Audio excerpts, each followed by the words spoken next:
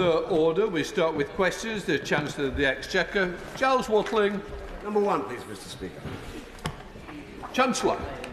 At the spring budget, the government announced a package of tax reliefs for our world-leading creative industries worth £1 billion over the next 5 years, including a 40% relief on business rates bills for eligible film studios in England and enhanced tax reliefs for visual effects. Thank you, Mr. Speaker, and I thank my right honourable friend for his answer. The UK's cultural offer, as we know, is world-beating, particularly through the performing arts projecting UK soft power across the globe. Whilst welcoming the progressive tax breaks for our incredible film industry, it would appear that our far-reaching high-end television offer has been left behind in the recent budget. Does my right honourable friend have plans to redress this deficit and ensure that the UK remains at the top of everybody's screens around the world? Well, no one knows more about high-end TV than my honourable friend, and whoever said politics was show business for ugly people was absolutely wrong in his case. But I will take away what he says and look at high-end TV as a potential future budget measure. Tim Farron. Thank you, Mr. Speaker. The Chancellor will be aware of the award-winning film The Windermere Children, which talks about the legacy of those Jewish children who survived the death camps in Central Europe and made a new life for themselves on the banks of Lake Windermere at Troutbeck Bridge. For the last several years, there's been an ongoing exhibition to their legacy at the Windermere Library, and now we look to build a lasting memorial alongside a rebuilt Lake School at Troutbeck Bridge. Would you be interested in meeting with the families of the Windermere children and those behind the new build and the provision of a new lasting memorial to those their legacy at Windermere at some point in the foreseeable future? Well, I have to say it's a very tempting offer, and I will certainly see if my diary permits me to do that. But it sounds, I haven't actually seen the film he talks about. I have seen a film on a Holocaust theme called Zone of Interest, which is a remarkable British-led film, which I thoroughly recommend him seeing, but I will certainly see if I can visit him in his constituency. Sean Moore. Number two, Mr. Speaker. With permission, Mr. Speaker, I'd like to answer this with question number 24. The economy is beginning to turn a corner after a series of unprecedented shocks. Inflation has more than halved, GDP grew in January, and the economy is on a path to long-term growth. John Morrow. Speaker, the economy has grown at a snail's pace under the Tories, but that snail is still 30% faster nationally than in the North East, despite our strengths in clean energy, manufacturing, science, health. On average, my constituents are £11,500 worse off than if the economy had grown at the same rate as under the Tories. So is it any wonder that the Public Accounts Committee found that there's no compelling evidence of levelling up? And isn't a vote for the Tories a vote for continued economic failure? Chancellor. Well, it is not, because we've grown faster than Spain, Portugal, France, Italy, Germany and multiple other countries since 2010. But with respect to the North East in particular, she's absolutely right to say our vision is to spread growth into every corner of the country. And that's why in the last 3 months alone, both the Prime Minister and I have been to the Nissan factory in Sunderland to mark their decision to make 2 electric car models in the UK. And just last week we went to announce the opening of a new massive film studio in Sunderland, which will bring over 8,000 jobs to the North East. Clive Lewis. Thank you, Speaker. According to the LSE Grantham Research Institute, the government's current programme for investment to mitigate the worst effects of climate change will see the climate change damage to the UK still increase from 1.1% of GDP to 3.3% by 2050 and then 7.4% of GDP by the end of the century. Now, to put that into context, that's the entire social care budget for the United Kingdom, around about 25 billion. And the Climate Change Committee has said that the current approach to adaptation falls far short of what is needed. So has the Treasury made any attempt to assess the costs to GDP, public finance and jobs of failing to invest for climate adaptation? Well, we listen very carefully to what the Climate Change Committee says, and we are absolutely committed to net zero. In fact, it was a Conservative government that passed the law requiring the government to be committed to net zero, and he will know that we have become just the first major industrialised country to have decarbonised by more than 50% since 1990. With respect to the costs, I would just say to him we are also mindful of the economic opportunities, which is why we are investing billions of pounds in our clean energy transformation. Mr. Oliver Hill. My right honourable friend will be aware that my constituency has Cambridge to the north with fantastic new industries, Johnson Matthey and Royston in my constituency at the forefront of hydrogen, pharma companies to the south, and of course some of the best film studios in the world in Hertfordshire. Is he consciously trying to back these successful industries for the future so that our children and grandchildren have fantastic opportunities for the future?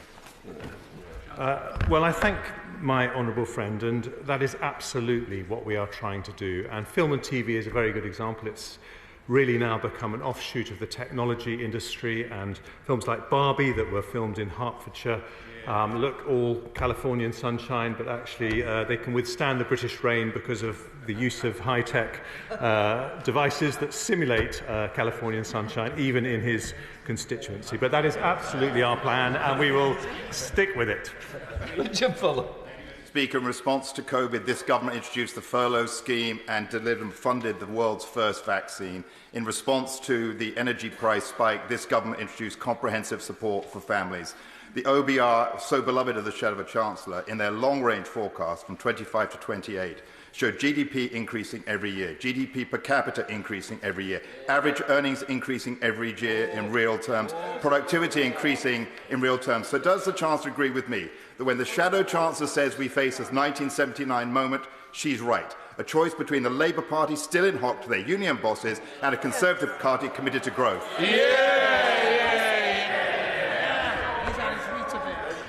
I have really got... I've got nothing to add to his brilliant list of statistics except to quote another independent organisation, the International Monetary Fund, that says that in the next 5 years, this country under Conservative leadership will grow faster than France, Germany, Italy or Japan. Shadow Minister James Murray. Mr. Speaker, the British people are paying the price for 14 years of Conservative economic failure, with lower wages, higher taxes and public services on their knees.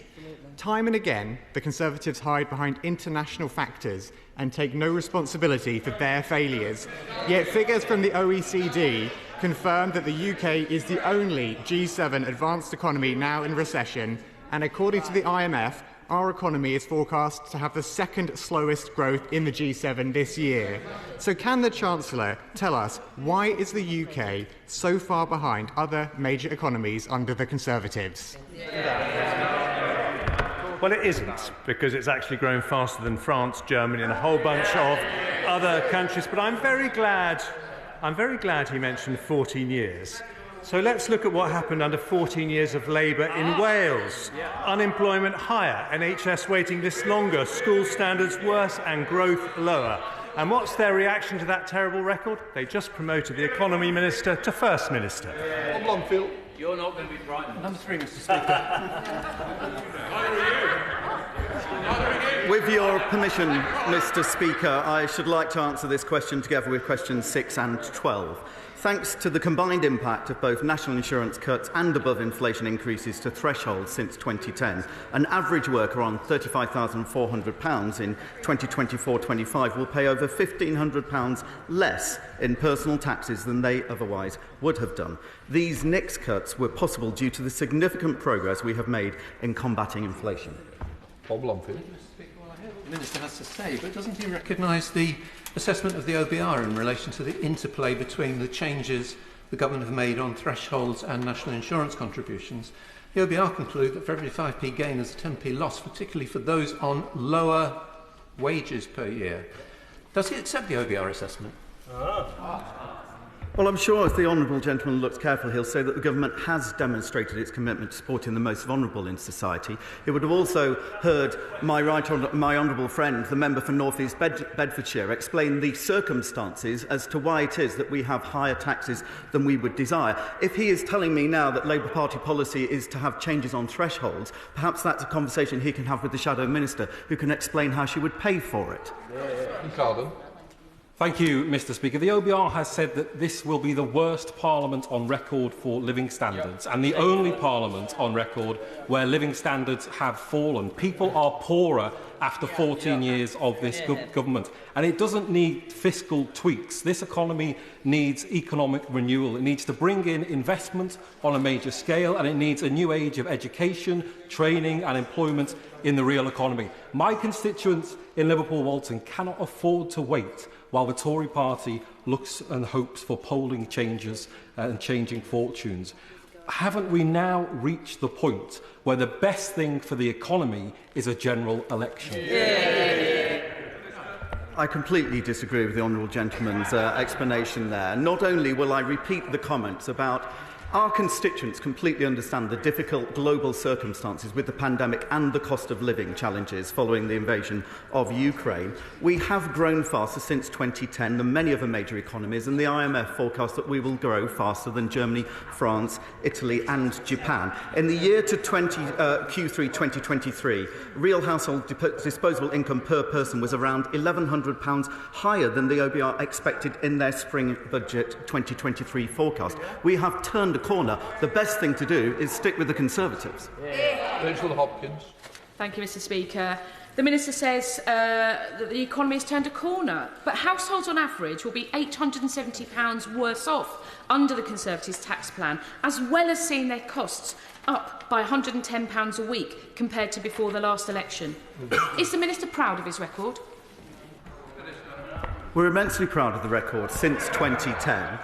Living standards increased and growth better than many other major economies. And in terms of our absolute commitment to protecting the most vulnerable in society, we saw that recently. Of course, with the cost of living, an average support around £3,400 of support for household. We have turned a corner and the economy is improving. I am just disappointed the opposition constantly talk the UK economy and their constituents down. Steve Double. Steve. Thank you very much, Mr Speaker. Can my honourable friend confirm that following the 4p cut in national insurance that the Chancellor has introduced, that the tax take on workers is now the lowest it will be for 50 years, and that people in St Austell and Newquay, where they have 2 people in the household on average incomes, will be paying £1,800 less this coming year than they did last year? Yes, absolutely. My honourable friends pointed out a really important point on how we have had a laser focus on reducing the tax rates, personal tax rates. And of course the measures as well announced in the autumn statement and in the spring budget will significantly add to economic activity, contributing about 200,000 FTEs to the economy. And I'm sure the whole House would welcome that. Luke Evans. Thank you, Mr Speaker. Pensioners can often struggle because they have a fixed income. Therefore, I was pleased last year the Chancellor stuck with the triple lock, guaranteeing an increase of 10.1%. Can he explain, though, when it comes to this payment, the 8.5% that people will be getting in a couple of weeks' time, and how that will make a difference to people's living standards? Absolutely. And my right honourable friend's making an important point again. Not only have the measures we've announced in the autumn statement and the spring budget helped workers, we've also focused on helping pensioners. Those on the new state pension will benefit to the tune of about £900 per year. That's a significant number because, of course, the national insurance cuts will benefit the average worker, 27 million employees, by £900 a year. So it's a fair and balanced budget and fair and balanced measures. Jonathan Giles. Speaker, families in Stoke-on-Trent North, Kidsgrove and Talk, were backed with this national insurance cut, meaning the average family will be £1,800 a year better off. The freezing of the fuel duty means the motorists will be able to get around without being unfairly charged at the pump. Money from this government has meant that we've been able to cut bus fares in Stoke-on-Trent by a third, so people can travel around. We've had £56 million for the Levelling Up Fund. We've had £17.6 million for the Kidsgrove Town Deal, which means refurbish and reopen Kidsgrove Sports Centre. The Labour Party closed because they couldn't be bothered to spend £1 to save it back in 2017, which means the health chances are also improved as well. Isn't the reality that we have a clear plan that's going to help the families of our great constituencies, particularly in Stoke-on-Trent North, Kidsgrove and Talk, whilst Labour are going to borrow more, tax us higher and lead us back into recession like they did back in the 08-09? Well, I couldn't agree with my honourable friend more, and it's fantastic, and I think this is a recurring pattern, Mr. Speaker. Positivity and optimism, confidence in the future of the UK economy from this time at the side of the chamber, absolute negativity on their side, because they have no plan, they have no clue, and they have no hope. We have a plan, and it's working. Shadow Minister Darren Jones. Thank you, Mr. Speaker. Why does the Treasury Minister think that people feel worse off after 14 years of the Conservatives in government? As I said, we are turning a corner and have therefore made measures to put money back into people's pockets. I don't think it will be a surprise to any of his constituents, or indeed any Labour members, if they look at the record recently of the Labour opposition, who claimed on the one hand they were supportive of tax cuts, but last week failed to support those tax cuts when it came to Parliament. Thank you, Mr. Speaker. The Treasury Minister didn't answer the question about why the public feel worse off. I think on this side of the House we know why. And now he mentions tax cuts, but he doesn't talk about the freezing of tax thresholds or indeed the council tax that's about to be levied on people, not just in this year, but each year for the next 5 years. So why can't the Treasury Minister admit that for every 10 pence extra in the pound taken from people since 2010, they're only now just giving back 5 pence? If I'm hearing correctly, the opposition front bench are announcing fundamental changes to policy which they have not yet costed. They did not object, as far as I'm aware, to any of the measures that were required to support households and businesses during the pandemic, which necessitated increases in taxation. We are now reducing the level of taxation because we have turned a corner. They didn't support that. It's very interesting to hear one thing, and then when it comes to action, they do not take action. I think they need to explain to their constituents why they failed to support the tax cuts last week. Martin Day. Number 4. Thank you. And with your permission, Mr. Speaker, I'd like to answer this question together with questions number 11 and 17. As a result of decisions at the spring budget, the Scottish Government is receiving around £295 million in additional funding in 24-25 through the Barnett formula. Martin Day. Thank you. According to the Commons Library, this government has cut the Scottish Government's capital funding by 16% in real terms from 2022-23 to 2024-25. The Institute of Fiscal Studies forecasts that there will be a further 16% cut by 2029. So after 14 years of austerity, inflation and COVID, can they tell me why the Chancellor is taking a hammer to our Scottish public services? Mr. Speaker, the honourable gentleman is aware that the block grant has been going up in real terms. He will also be aware that the Scottish Government can switch resource to capital unlimited amounts if they choose to do so. He will also, I'm sure, be aware that the Scottish Government can borrow up to £400 million in capital each year if they so wish. Deirdre Brock. The Tories have failed to invest in our public services and high-growth industries, dragging the nations of the UK into recession and increased income equality. The UK government continues to impose hard cuts to public services, with the Commons Library finding that the Scottish block grant will in fact have fallen every year in real terms since 2020. And yet UK government ministers continue to deny that fact. Firstly, does she understand what real terms actually means? And can she tell us that if she actually sees the devastating impact this is having on public services? Just to be absolutely clear, Mr. Speaker, the Scottish Government's TDL spending review settlement is growing in real terms over this Parliament by over 1% a year on average. Alan Brown. Thank you, Mr. Speaker. Obviously, she doesn't understand what real terms means after all. Analysis by the Institution of Civil Engineers shows that multiplier effect for every pound spent, the construction industry brings in an additional £2 of spend. So this means that the real terms cut to the Scottish Government's block grant for capital by £1.6 billion over 2 years further deprives the economy of a wider £3 billion. So why does this government think it's okay to decimate infrastructure spend in Scotland? Mr. Speaker, the Scottish Government is well funded to deliver its devolved responsibilities and receive 25% more funding on average per person than the equivalent UK government spending in other parts. That translates to £8.5 billion more a year on average. SNP spokesperson Drew Henry. Thank you, Mr Speaker. Of course, consequentials have consequences. Yes. The Chancellor's budget announced £20 billion worth of cuts for the public service, some 13% cuts for some departments, and that defies logic. The public sector is crying out for funding, yet his choices, if implemented, will lay waste to them. So does the Minister agree with the IFS that said it would be genuinely surprising if his plans could be carried out, or the Institute for Government, these spending plans will be impossible to deliver, or the Resolution Foundation that said they were fiscal fantasy? Yeah. Mr Speaker, over the next Parliament, our plans are for spending to go up in real terms. I want to be absolutely clear about this. Equally, spending has gone up in real terms over this Parliament too. And he would have noticed at the beginning of this answer, I explained that you're getting £295 million extra this year through Barnett consequences.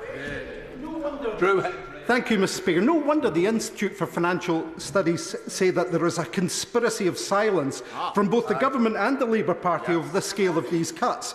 As a percentage of UK spending, the Scottish block grant is set to fall to its lowest ever level under devolution, dwarfing his other plans. For Scotland, the Commons Library figures show capital funding falling by 16% over the next 2 years. He's already confirmed that the Scottish energy sector is the biggest loser from his budget and is doubling down. Why is this government, why is this Chancellor trying to be the new Hammer of Scots? The only area where I would agree with the honourable gentleman is I would love to know what the Labour Party spending plans are for the next Parliament, and perhaps they will enlighten us this evening. But I will repeat what I said at the beginning. On capital, you have unlimited ability to switch from resource spending to capital spending. That is a choice that your Scottish Government has. Abdul Khan. Question 5, Mr Speaker. Good morning, Mr Speaker. With permission, I'd like to answer this question together with question number 15. The Government continues to tackle regional economic inequalities and level up the United Kingdom. The Government is empowering local leaders through a range of devolution deals, regenerating places across the country and investing in vital infrastructure. Carl. Mr Speaker, in response to this month's budget, the Director of IPPR North has said the budget is the government's admission that it has given up on levelling up this Parliament, despite there being much left to do. Delivering on the government's levelling up commitments would mean my constituents would benefit from reduced social welfare dependency, increased earnings potential and improved health and well-being. So does the Minister not think my constituents and all citizens outside of London and South East deserve the benefits that come with economic prosperity? Mr Speaker, we are committed and delivering on levelling up across the country. Median pay growth has been higher in every region outside the London and South East under this government. And in his constituency, I can tell him that he's receiving £19 million from the levelling up round 1, £20 million levelling up round 3. We've announced a Greater Manchester Trailblazer devolution deal and a Greater Manchester investment zone. This will bring more jobs and prosperity for all of his constituents. Kim Johnson. Thank you, Mr Speaker. I've heard ministers this morning and I must be living on an alternative universe. Liverpool has some of the most deprived wards in the country, experienced poverty and destitution in the last 14 years as a result of austerity. 300,000 have accessed the Household Support Fund, and while we are a resilient city, we will continue to support those households. So can the Minister explain what safety net will be put in place to support those in poverty and destitution when the Household Support Fund ends in 6 months' time? Well, she's right to highlight the fact that we've extended the Household Support Fund for the most vulnerable. This is on the back of £96 billion of support during the energy crisis, nearly £400 billion support through the global pandemic. But I would just point out to her that the fundamental difference between this side and her side of the House is that we believe the best route out of poverty is through work, and this party is increasing employment. Thomas. Thank you, Mr Speaker. Across Cornwall and the Isle of Scilly, most jobs are supplied within very small businesses. Many of them fall below the VAT threshold. And so in terms of economic inequalities around the region, will the increase to 90,000 for the VAT threshold is very welcome, but the threshold being that low and also the kind of cliff edge effect of going from 0 to 20%, has a chilling impact on growing small businesses and providing all-year-round jobs. Will the Minister consider addressing some sort of taper to the 90,000, but also increasing that further to maybe go in the region of 120,000 or so VAT threshold? Thank you, Mr. Speaker.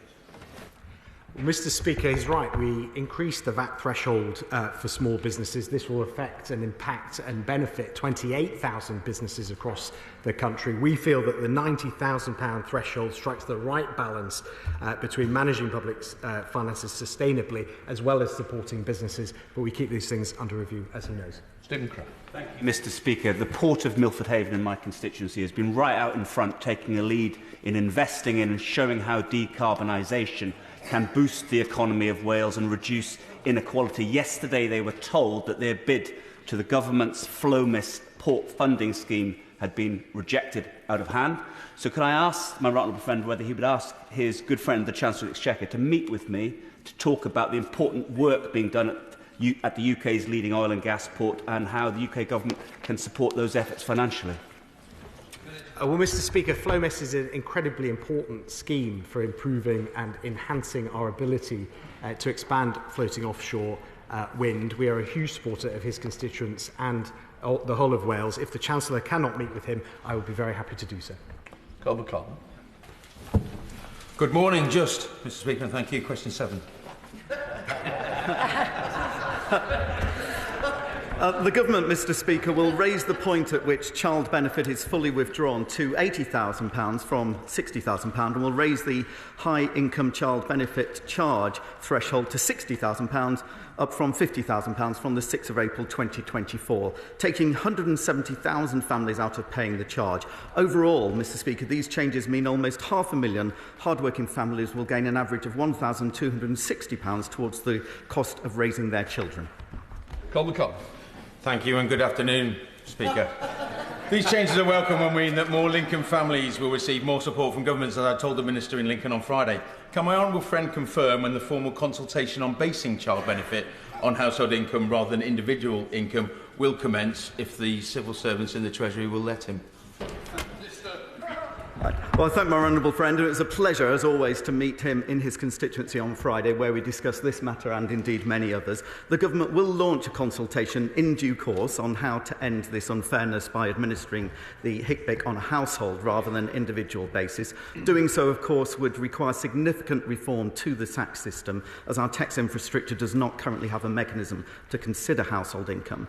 But the Government plans to end the unfairness for single-earner families in the child benefit system by administering the HICBIC on a household rather than individual basis by April 2026. Thank you very much, Mr. Speaker. Can I thank the Minister for that?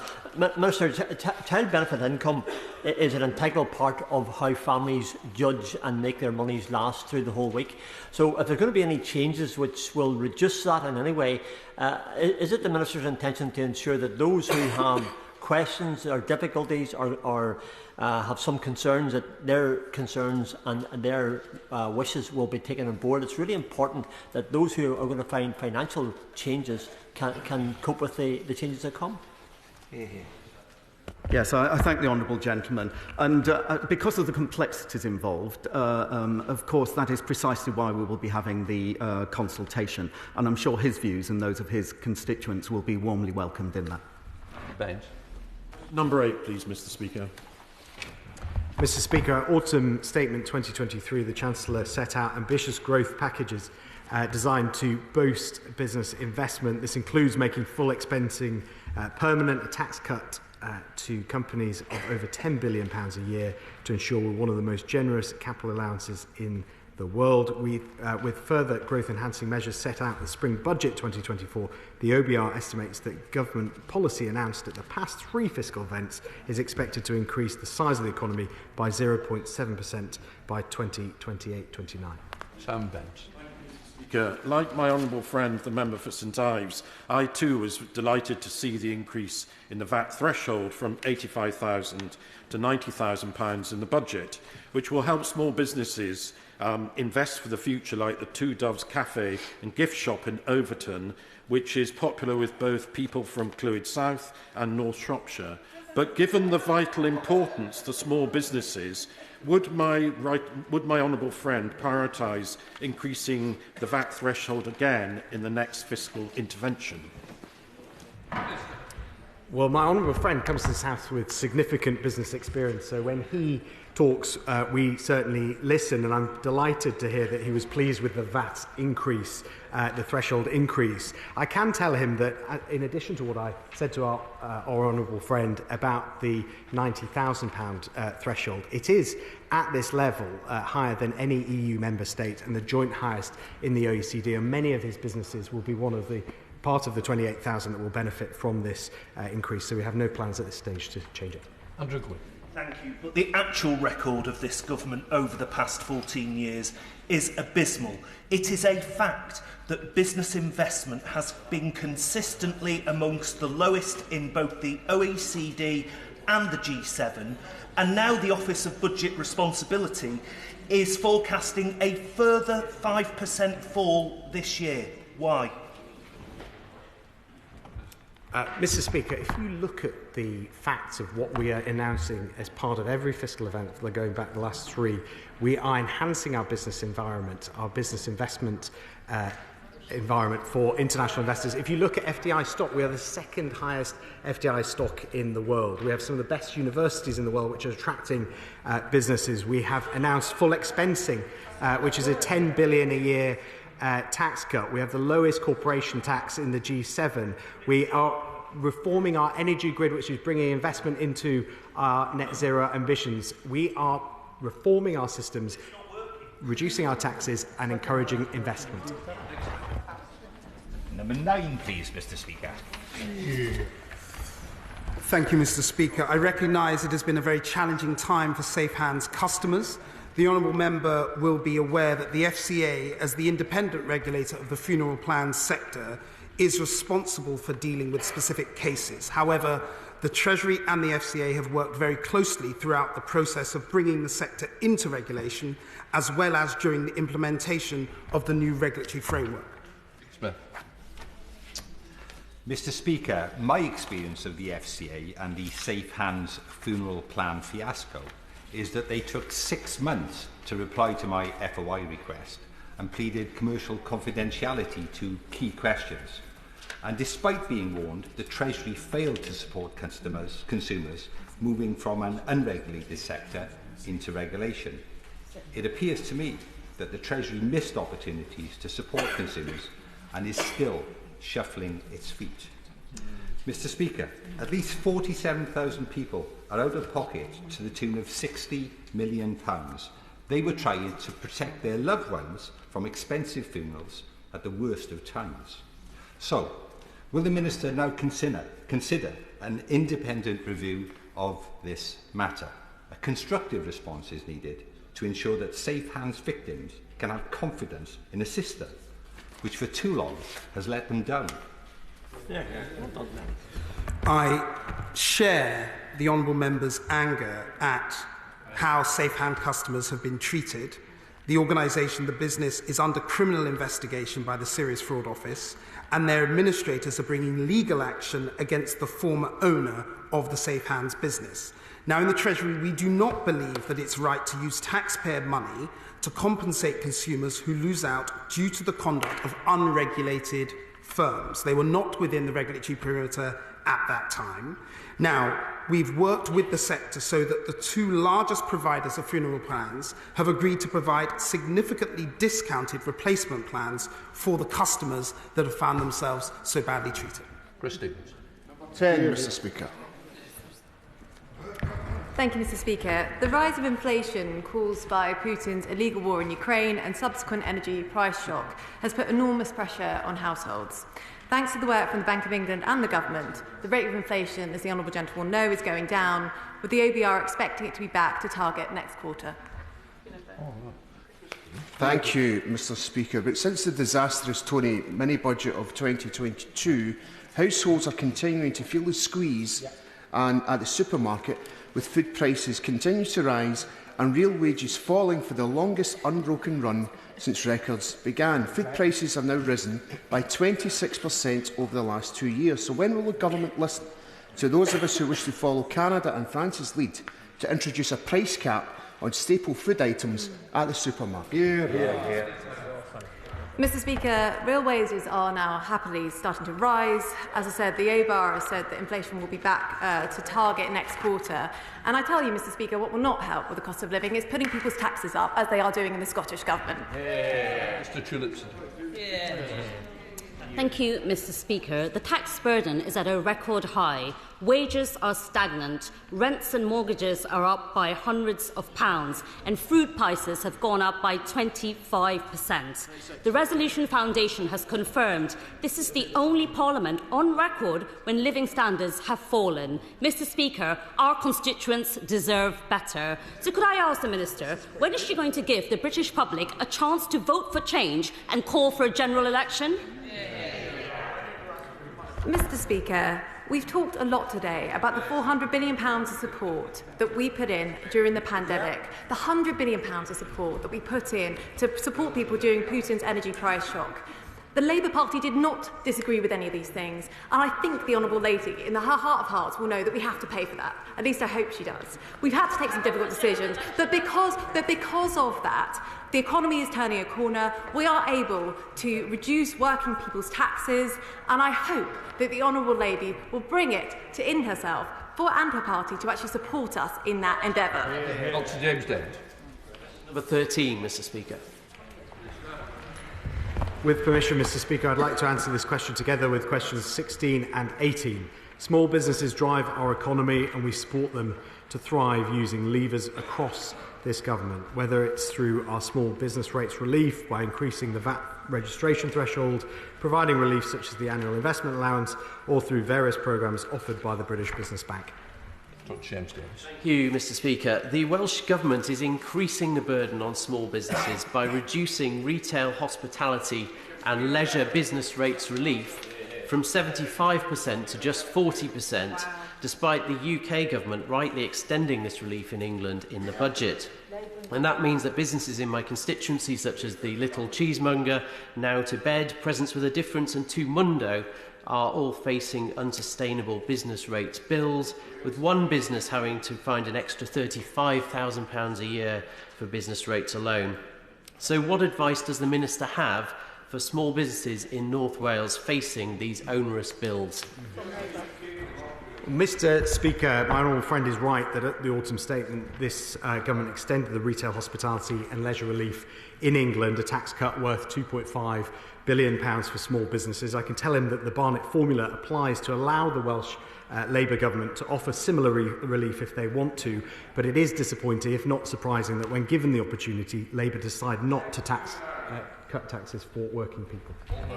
Thank you, Mr Speaker. Does my honourable friend agree with me that one of the best steps the government can take to support small businesses in Eastleigh, Hedge End and Botley is through a package of business rate reductions? And will he outline to the House the progress the government has made in this regard where desperately needed? My honourable friend is right. Business rate relief is a great way to support small businesses in Eastleigh and across the country. Our small business rate relief means that 1/3 of all properties in England already pay no business rates at all. We've frozen the small business multiplier, protecting over 1 million properties from a multiplier increase. And as I was just saying, we're supporting high streets with our retail, hospitality and leisure relief. Blake Drummond. Thank you very much, Mr Speaker. Just after the budget, I met with some of my small businesses at the Flower Pots in Cheriton. Well, they were pleased with some of the budget. They talked about improving productivity and growth by raising the VAT threshold far beyond the 90,000, possibly to 250,000, which they felt would incentivise sole traders and small businesses to expand and work longer hours. They feel at present growth is restricted because of the level of the VAT threshold. Has the Chancellor given any thought to increasing the threshold to improve productivity? Well, Mr Speaker, my honourable friend is right to engage in the way that she is with her small businesses, I can tell her that we believe the £90,000 threshold, which has just been increased, strikes the right balance between managing public finances and supporting small businesses. But I would just encourage her to look at the wider package of support that this government is providing for small businesses, not least the business rates relief that I was just talking about. Gregory Campbell. Mr. Speaker, will the Minister have discussions with his counterparts in the devolved institutions to ensure that the likes of sole traders and small businesses see a reduction in bureaucracy to make them more profitable, offering more business opportunities to more people across the United Kingdom? Mr. Speaker, I can assure him that this government does engage very frequently with our counterparts in the Northern Ireland administration. That will continue to be the case. Thank you, Mr. Speaker. According to the Federation of Small Businesses, 2 in 3 small businesses are suffering with late payments. This is 14 years on now of a Tory government. Why don't the government follow Labour's lead and actually strengthen the law on this? Well, Mr. Speaker, we are acutely aware of this issue. I've myself had meetings with the FSB, and that's why the Chancellor has announced plans to improve the situation for small businesses, and I'm very happy to outline that in writing to him. Huddleston. One of the requests from women, female-led businesses in my constituency, including Curlick and Rock and Rollers, was for a VAT cut for hairdressing businesses. Can you tell me why that wasn't considered in the budget? Because these businesses are an important part of our high street and quite often led by women who have missed out significantly in the Chancellor's budget. Mr. Speaker, we of course support hairdressers, we support our high street, we support women-run businesses. That's why we've extended the retail, hospitality and leisure relief to 75%, cutting taxes for hard-working people. That is what the Conservative government does. Morgan. Number 14, please, Mr. Speaker. The government has nearly doubled the personal allowance since 2010, and in 2024-25 it will be over 20% higher in real terms than it would have been if uprated by inflation since 2010-2011. The personal allowance is currently set at a level high enough to ensure that pensioners whose sole income is the full rate of the new state pension or the basic rate pension do not pay any income tax.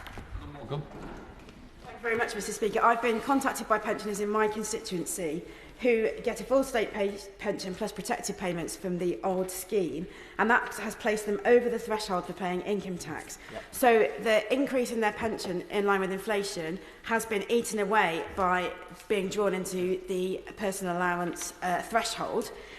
Was it the Minister's intention that pensioners would be dragged into paying income tax in his budget? Well, as I outlined previously, and the Resolution Foundation and others have pointed out, that pensioners have in fact gained about £1,000 on average as a result of the government's decision since 2010 to increase thresholds. Some pensions, of course, rely solely on the state for their incomes, and we are supporting pensioners through a variety of other measures, and of course not only the triple lock, but pension credit and cost of living support. And pensioners across the country will benefit from this 8.5% increase, which is coming in April. Thank you, Mr. Speaker. I welcome the recent tax cuts. Now, we need to ensure that those who work hard, do the right thing, are rewarded in their old age. Minister, can the Treasury please stop allocating funds to France, who are clearly not stopping the boats, and stop extortionate amounts being spent on hotels for illegal migrants, and reduce the foreign aid budget? Then maybe we can give even more to our pensioners. Yes, well, the Honourable Lady will be well aware that on this side of the House we are doing and implementing measures to tackle the very problems that she has outlined, whilst also turning the corner in the economy and doing everything we can to put more money back in people's pockets, whether that's workers or pensioners. Speaker, last week the OBR told the Treasury Select Committee... Number 20, sorry. Yes.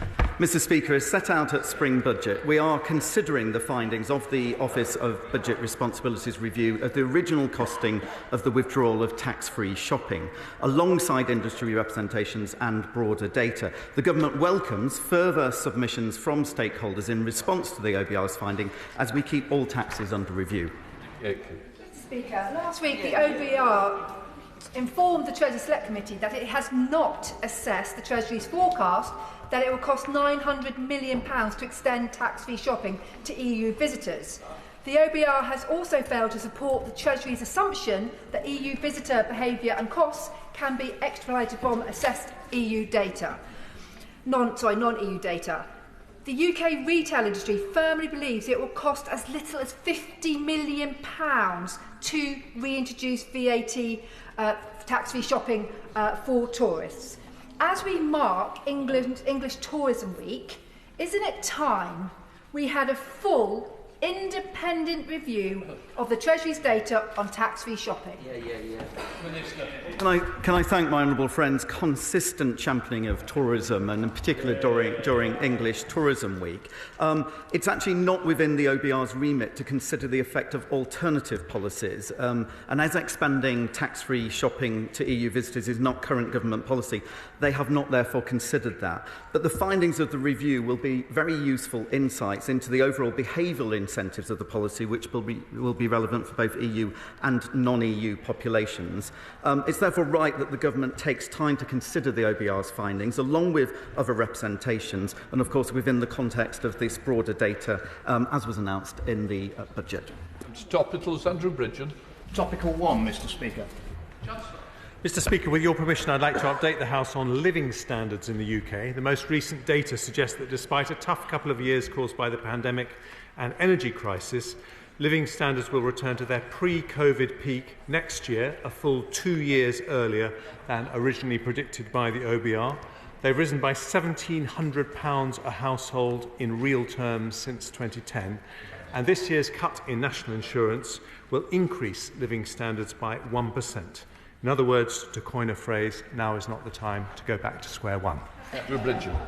Thank you, Mr Speaker. Given that the Prime Minister has been forced to abandon his plans for an election on May the 2nd and could soon be facing a leadership challenge, does the Chancellor of the Exchequer believe that his budget landed well with the public, or even landed well with his colleagues on the government benches? Well, what I would say to the honourable gentleman who used to be an honourable friend is very simply that budget will mean the UK economy will grow faster than France, Germany, Italy or Japan in the next 5 years, and that is doing the right thing for the country. Anna Firth. Thank you, Mr Speaker. I'd like to thank the Minister for the opportunity to meet UK Finance yesterday, who told me and other MPs that the industry plans to roll out 225 banking hubs in the next 18 months. Given that in my constituency we have lost every single bank branch over the last few years, could the Minister tell me, or could he help me to make sure in Leigh-on-Sea, where we have 250 retailers, we get one of those 225 banking hubs? I thank my honourable friend, and it's first of all important to note her consistent championing of this issue for her constituents, for which she deserves a huge commendation. In relation to the precise point that she mentions, it's important that the government doesn't decide about bank branches or banking hubs, but the industry does. But she has made her case very ably. I urge her to work with Cash Access UK and Link to make sure that she has the best chance of securing one of those new 225 banking hubs, as the industry has outlined in her constituency. We come to Shadow Chancellor of the Exchequer, Rachel Reeves. Thank you, Mr Speaker. After the budget, the Chancellor wrote to Conservative Party members telling them that the government planned to abolish national insurance. The Economic Secretary said that national insurance will vanish, and the Prime Minister said that it was his ambition to abolish it. So can the Chancellor confirm whether he asked the Office for Budget Responsibility to cost the government's unfunded plan to abolish national insurance contributions? Well, I'm very glad that she asked about national insurance cuts, because at first she supported them, then she abstained in the lobbies, now she appears to be against them, like the banker's bonus tax, which she was strongly in favour of and then strongly against, like £28 billion of borrowing, which she was strongly in favour of and then strongly against. Isn't the actual truth here that where Labour should have an economic policy, there is just a black hole filled with platitudes? The Chancellor did not even attempt to answer the question, but the chair of the OBR told the Treasury Committee the week after the budget that it was not a measure given to us to cost.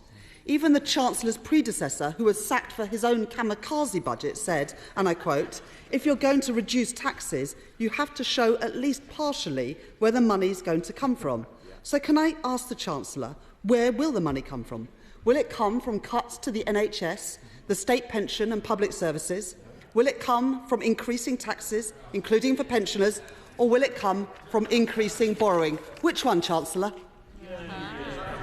Mr. Speaker, even Torsten Bell from the left-leaning Resolution Foundation said our argument that this was a mini-budget-style black hole was nonsense because we specifically said we wouldn't fund national insurance cuts from increasing borrowing or cutting spending on public services. But can I gently say to her that if she wants to put on the mantle of fiscal rectitude, where is Labour going to find literally billions of pounds to fund unfunded spending pledges from grid decarbonisation to NHS waiting lists? We all know what that will lead to: higher taxes like every Labour government in history.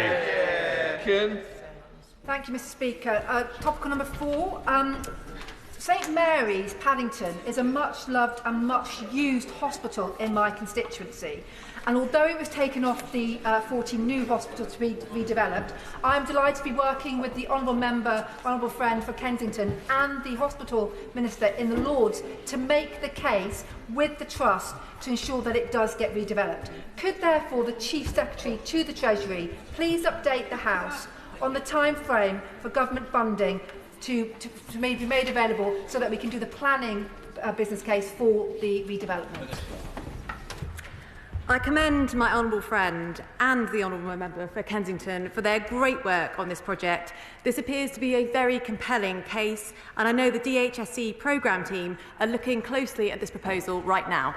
Thank you, Mr. Speaker. The Fife Whisky Festival took place in Cooper earlier this month and it was a great success. The industry welcomes the freeze on alcohol duty but notes it's only for 6 months. When will the government provide the longer-term consistency that the industry needs? Well, Mr. Speaker, our support for the Scottish Whisky Association, by the way, it was a pleasure to meet with them recently, is long-standing.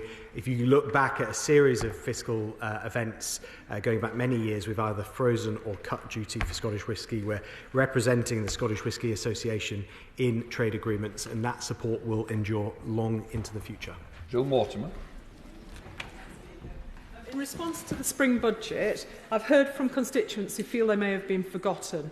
Now, I know that under Conservatives, the number of pensioners living in absolute poverty has been slashed by 200,000 across the country, and we have protected the triple lock. But please, can my right honourable friend remind me of all the steps his department is taking to support Hartlepool's pensioners, so that at the weekend, when I'm on the doorsteps, I can tell them.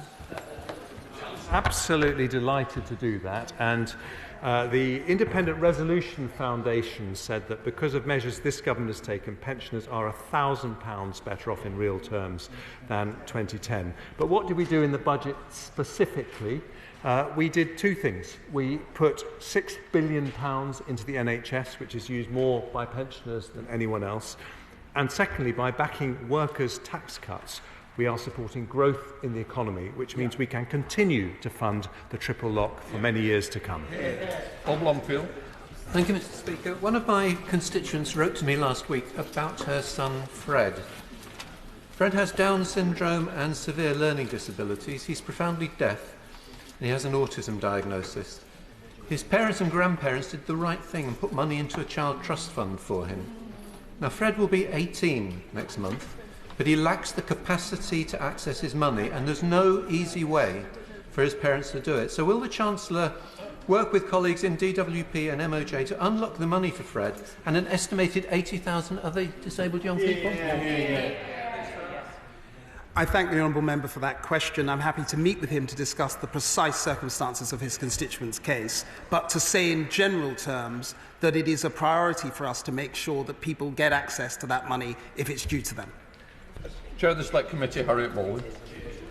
Speaker, did the Chancellor see that in an article yesterday, the independent director of the Institute for Fiscal Studies confirmed that the average earner in the UK now has the lowest effective personal tax rate since 1975, one that's lower than in America, France, Germany or any G7 country, and that someone on 35,000 today, the average earnings for those working full-time, faces an income tax and national insurance bill getting on for £2,000 lower than someone would have had on the same real earnings back in 2010. And does he agree that unfunded spending plans now that he's changed the rules in terms of residence and domicile by the party opposite, could lead to higher taxes for those people. Can I just say, it's topical. I do want to get the other members who's now the chance. Thank you. Look, I thank my honourable friend for her excellent question. And she is right that it's not just the lowest effective tax rate for someone on average earnings since 1975. It's the lowest headline tax rate. It's the lowest tax rate in the G7. And that is the fundamental divide in British politics. Taxes have gone up on this side of the House. We don't think we have to accept the status quo. On that side of the House, they do. And why is that? Because lower taxes mean higher growth. Thank you very much indeed, Mr. Speaker. Well, a recent survey from the Debt Justice Campaign has shown that 13% of adults have missed 3 or more bill or credit payments in the last 6 months, and that 6.7 million people are now in financial difficulty. So does the Chancellor accept that for millions of people, getting from one end of the month to the next under the Tories is an absolute nightmarish struggle, and that people are feeling worse off because they actually are worse off? Well, let me, if I may, gently correct her, because living standards have risen by, as I said earlier, by £1,700 per household since 2010, and the number of people in absolute poverty is down by 1.7 million. But she is right to talk about the pressures facing people on debt, and that's why in the budget we abolished the £90 fee for debt relief orders, having talked to the Citizens Advice Bureau. Proposed changes to wine duty will add huge cost and complexity to business. Further to my Westminster Hall debate, will my right honourable friend meet with me and wine businesses to hear their concerns and make the easement that's due to end on the 1st of February next year permanent? Mr. Speaker, my honourable friend is talking about the largest and most significant reform of our alcohol duty system in 140 years, making it more simple by saying the stronger the ABV, the more duty you pay. We introduced the wine easement to give the wine industry 2 years to prepare for those changes. I continue to engage with the industry, and I will continue to engage with my honourable friend. Sarah Owen. Thank you, Mr. Speaker. 2 years ago, P&O Ferry sacked 786 workers and replaced them with agency staff paid less than the minimum wage. After this fiasco, the government promised to review all contracts with this company. Why is it then that since this, the government has spent £900,000 directly with P&O Ferries? Why are the Conservatives so comfortable spending taxpayers' money rewarding appalling treatment of working people? Let me say to the Honourable Lady, who I very much enjoy working with on the Select Committee, that our record is of 800 more people in work for every single day of Conservative government since 2010. And the thing that will wreck that is Labour's New Deal for workers, which the President of the CBI says will destroy the job-creating machine that the UK has become. James Sunderland. Mr. Speaker, thank you. Could I please commend the Treasury for good fiscal policies that have resulted in inflation falling significantly since the pandemic? Could I also perhaps ask the Chancellor when we might see a commensurate fall in interest rates? Well, I'm very sorry to disappoint my honourable friend, but Chancellors never comment on decisions made by the Bank of England on interest rates. But what I can say is that the Office for Budget Responsibility predicted at the budget that inflation would fall to around target in the next few months, and that gives the best possible prospect of interest rates starting to fall. Just Brendan Macklin. Last night at BBC Newsnight, it was clear that the needs of Wales, particularly in health, are not met in the UK. So when has the UK government given England Barnett consequentials based on needs in Wales, Scotland and Northern Ireland? Surely the model where spending where the government in England decides for England and everyone else gets a consequential of that must end. For instance, your Nordic countries, they don't spend as a percentage of their neighbours. Why is the spending of Scotland, Wales and Northern Ireland dependent on what England decides to spend? Mr. Speaker, the Barnett consequentials formula is long established. It gives a clear framework in which we can understand spending in the devolved nations. He will also know that this means higher per person funding in each of the devolved nations than in England. Your Warden. I'm delighted that my right honourable friend, the Chancellor, is seeking to make the tax system more family-friendly, including collecting household data in the years ahead. But being family-friendly includes looking after the family home. Sweden abolished inheritance tax in 2004. The result was a boom in entrepreneurship, economic growth and higher tax revenues. So will he or one of the excellent ministerial team meet me to discuss this further? Can I thank my right honourable friend's advocacy for support for families, because we had conversations and I know he very much welcomes the changes to HIPBIC and child benefit. Of course, we always keep taxes under review and I'm always delighted to meet my right honourable friend. Dame Diana Johnson. Thank you, Mr. Speaker. Does the Chancellor accept that he's caused a great deal of anxiety and further distrust by those who've been infected and affected by the contaminated blood scandal by not making any provision in his budget for compensation when we know the recommendations were made to government last April for compensation to be paid? Yeah. Can I gently say to her that I stand by every word that I said when I gave evidence twice to the infected blood inquiry. The government has an absolute moral responsibility not just to pay the compensation owed, but to pay it as speedily as possible. Mr. Speaker, I join the Economic Secretary with my honourable friend for South End West to discuss closures of banks, and in particular Barclays Bank are both shameful and shameless when it comes to this. Would my honourable friend agree with me that we need full transparency in the decisions being made, including that of Link and the Financial Conduct Authority when they were reviewing these? But also one thing we found yesterday, Mr. Speaker, which may be of interest to those in Chorley, is that currently the criteria only consider the town plus 1 kilometre circumference. That is not how the rural economy works. And would he work with me to make sure that we take wider economy into account when considering this? I thank my right honourable friend for that question, and again, she's another good example of an excellent champion for her constituents on this issue and so many others.